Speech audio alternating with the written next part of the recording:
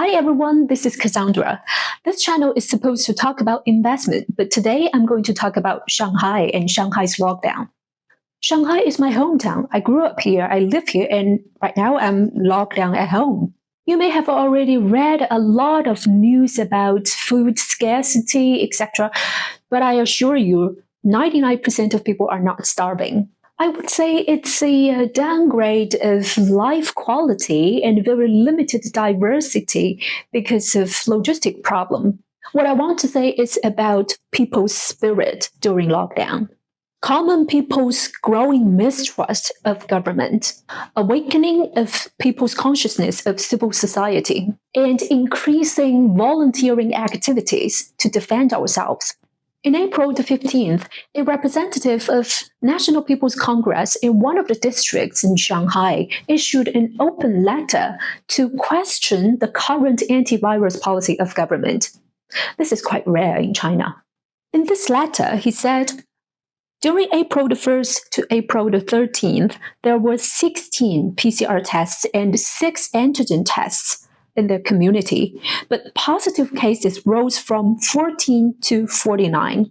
All those people were locked down at home for nearly a month. It's very reasonable to suspect gathering COVID tests itself was a major source of contamination. Government's guidance and notification are neither transparent nor clear. Sometimes we need to do PCR tests twice in one day, and no one told us why. To me, what he said was exactly what I have experienced. Every layer of government staff, they're only executing the orders from the superior levels, whether they're comfortable or not. Doctors and the community level government staff are exhausted, overloaded, and even sick.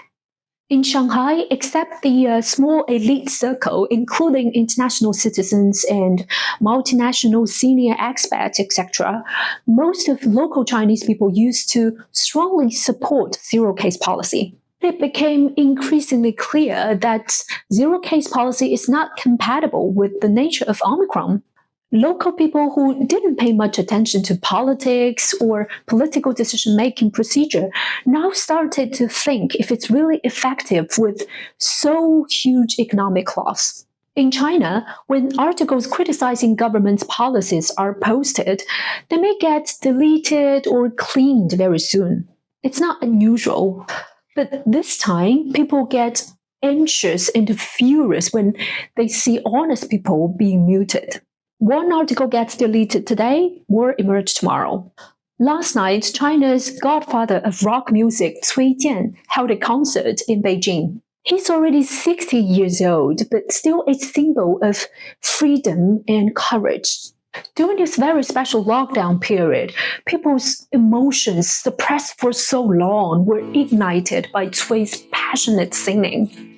In almost a couple of minutes, the live cast on internet obtained millions of audience. Everyone was forwarding Cui Jian's concert video because what he spoke out was deeply touching everyone's heart. I want everyone to see me. It doesn't matter who I am. I want to live. I want to exist. I want to do it all over again after death.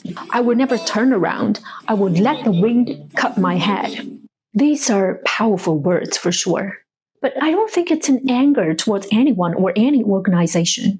It's awakening of self-expressing, a reasonable right to tell the truth. The most important event of China this year will be CCP's 20th National Party Congress, when President Xi will confirm his third term in office. We all know that ahead of that, everything is about stability. That also indicates very little change of previous policies unless it comes from the top level, because no one wants to take responsibility. Zero-case policy of China was a triumph in the previous stage of antivirus. Right now, any change of policy could be a risk of turning over the previous political achievement. The whole antivirus thing right now is merely a political campaign. Every one of us, we all have to sacrifice to achieve some fictional political goal instead of a scientifically calculated one.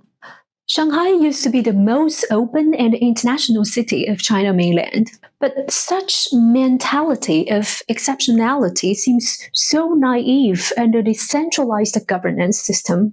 Such relative openness could be flip-side overnight. Shanghai municipal government almost lost their power when central government sent someone down on the ground and just gave guidance to everything. I'm not sure how damaging this wave of lockdown is to Shanghai's reputation of being globalized. Its generation of efforts to build up such reputation and a very unique mixed culture here. Theoretically, zero case policy is supposed to protect old people who are weaker and easier to be attacked by virus. But the thing is, during the lockdown special period, old people are in great pain because of number one, they are not allowed to go out to hospitals. And number two, there are not enough doctors to take care of non-COVID patients because all of them are summoned to work on PCR tests. The consequence is old people could be dying for non-COVID reasons, and it's nobody's fault. The irony is this group of people has the strongest faith in the government. The Cultural Revolution generation grew up in a very special environment with real collectivism and Leninism.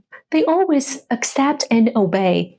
For the awakening of people's consciousness, especially the middle class, I tend to be optimistic. In my own building, we just formed a self-saving group to reject any unreasonable guidance or execution. And it's purely voluntary, nothing related to government.